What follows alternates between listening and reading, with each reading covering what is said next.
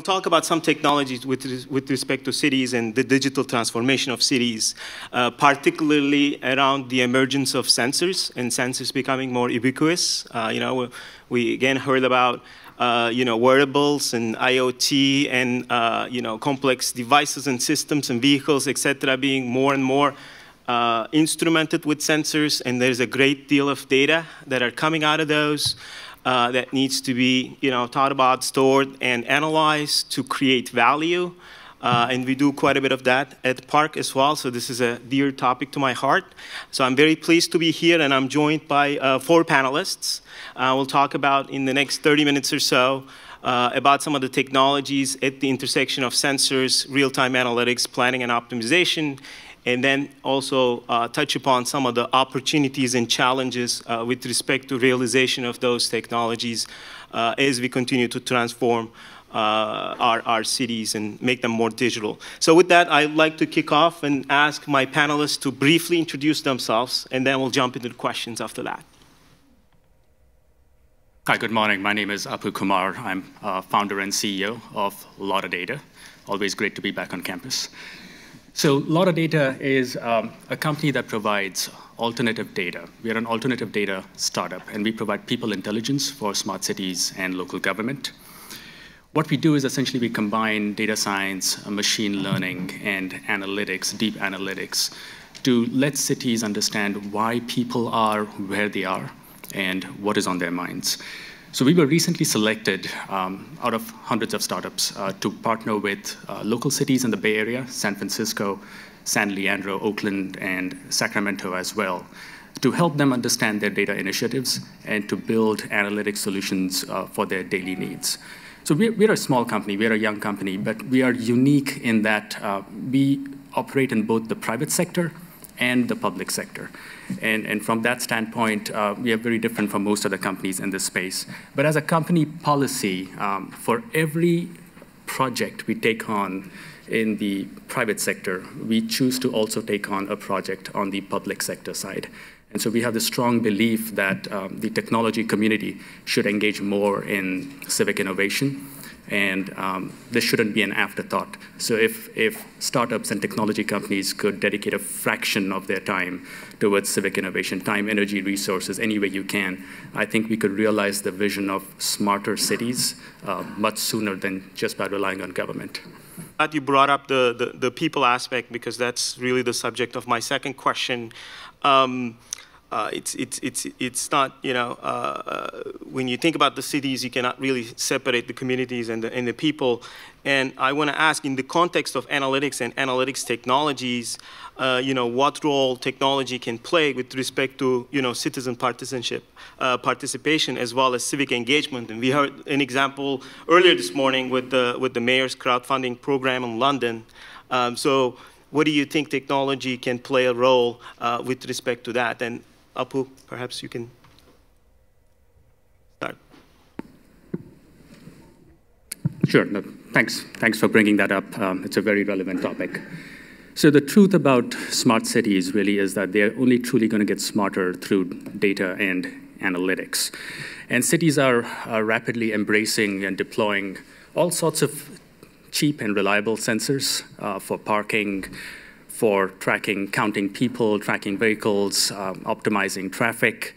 And a lot of these sensors are going to produce a lot of data, no pun intended.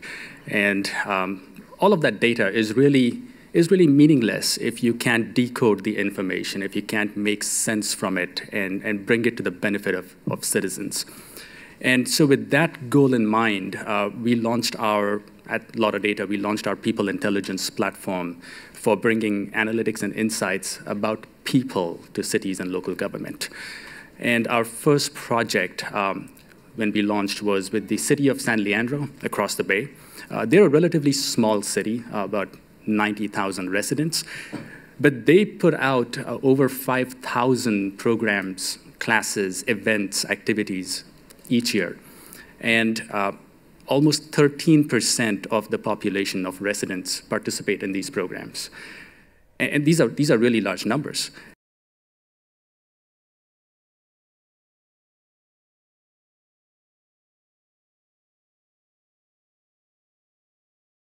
And they are also able to generate about $35 per participant. Now, if you extrapolate this nationwide, you're looking at probably 50 million people participating and about 20 million programs, classes, events, activities. So these are astronomical numbers. But the problem is that cities don't have the analytics and the insights to mine any of this data and to make sense from it. And so that's where we came in. One of the things we were able to do is to bring data-driven optimization for city programs and city facilities. You're talking about community centers, senior centers, city hall, parks, playgrounds, pools, soccer fields, tennis courts, softball fields. There's a real need for capturing the data from these parks and facilities, generating insights, understanding how citizens, how residents are interacting with these city programs and facilities, and then making sense from it and doing it in a way that benefits local communities, that benefits underserved demographics, underserved neighborhoods. And I truly believe that data analytics, machine learning, machine intelligence is going to play a pivotal role in this. My last question to my panel, I'd like to talk about data. That constitutes the foundation of all analytics and technologies we all have been working on. And another concept that came about this morning was the notion of public-private partnerships. And we heard about various different forms of open data initiatives and things of that nature. So I want to turn it to Apu to close off the panel. How do you think public-private partnerships for data relate to open data initiatives? Thanks. So I get to be between you and free lunch. So by definition, any data in the public sector needs to be open and accessible, as long as it doesn't infringe on privacy. And just last week, we were fortunate to be invited to the White House Smart Cities Roundtable, and we had the CTOs and CIOs from the top smart city programs across the nation, even international cities, in attendance. Lots of these cities with very large budgets looking at smart city initiatives. And the main topic was open data standards and interoperability. And this is a real problem. The current administration seems to have done a decent job at opening up data. So most of the cities today have open data portals and APIs. But if you dig deeper, you're going to see custom proprietary implementations selected by the individual vendors that implemented those open data portals. And in general, cities are going to need more data from different sources if they want to be truly agile and truly responsive to the needs of their citizens. And this is where I think public-private partnerships come in. Think of rideshare companies. They're a great example. The relationship between Uber and cities may have been tense, may still be tense, but services like Uber and Lyft and Didi and Ola Cabs in India, they are essentially woven into the fabric of the city now. Think of them as the largest sensor network for capturing data about movement around cities. They provide immense amount of data about commute habits and about how people are really going about doing their things within the city.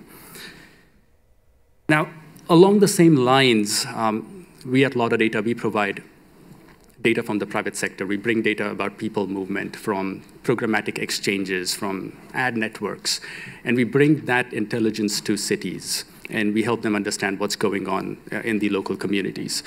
But private companies are not really required to share data with cities and local government.